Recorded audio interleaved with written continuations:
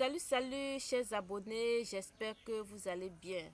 Je suis Joséphine Toukam, comptable formatrice, fiscaliste et experte dans les logiciels Sage, Odoo et autres. Aujourd'hui, je vais vous montrer comment paramétrer l'IRPP sur salaire. L'IRPP, c'est l'impôt sur le revenu de personnes physiques et ça fait partie de l'une des retenues fiscales déduites dans le bulletin de paye du salarié. Nous pouvons paramétrer l'IRPP soit en utilisant le barème mensuel, soit en utilisant son barème annuel. Voici les tableaux que j'ai pu concevoir, barème annuel et barème mensuel. Dans le barème annuel, par exemple, vous voyez en tranche, on a de 0 à 2 millions. Amplitude, ça fait 2 millions moins 0. Montant 2 millions, taux 10%, montant 200 000. De 2 millions à 3 millions, ça fait 3 millions moins 2 millions, ça donne 1 million fois 15%, ça donne 150 000, ainsi de suite. Voici le barème mensuel de 0 à 166 667. Et, au fait, le barème mensuel a été obtenu en divisant chaque élément du barème annuel par 12. Nous avons donc ce tableau du barème mensuel. Et pour continuer, il va falloir paramétrer également le SNT, le salaire net taxable, dans notre fichier paye RHI7 afin d'avoir l'IRPP. Le SNT, c'est le salaire net taxable, encore appelé revenu net catégoriel. Nous avons la formule mensuelle et la formule annuelle. La formule mensuelle dit ceci: SNT est égal à salaire taxable fois 70%, moins salaire cotisable plafonné fois 0,042, moins 41 667. Les 41 667 ont été obtenus en divisant 500 000 par 12. Le barème annuel nous dit SNT est égal à salaire taxable fois 70% fois 12, moins salaire cotisable plafonné fois 0,042 fois 12, moins 500 000 qui représente les frais professionnels ou l'abattement des frais professionnels.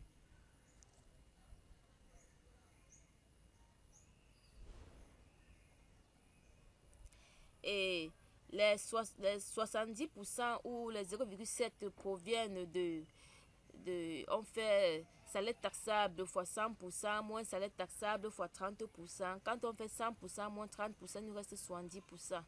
Mais moi, je préfère travailler en utilisant 0,7.